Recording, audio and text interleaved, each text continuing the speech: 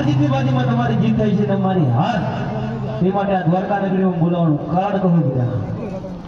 અરે મોટા ભાઈ ભાઈ કોઈ દિવસ હાર જીત હોતી નથી છતાં તમને એવું લાગતું હોય કે મારી જીત થઈ તમારી હાર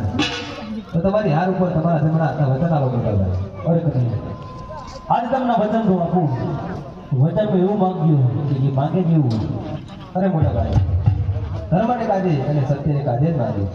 તો લો મારા જમણા હાથના વચન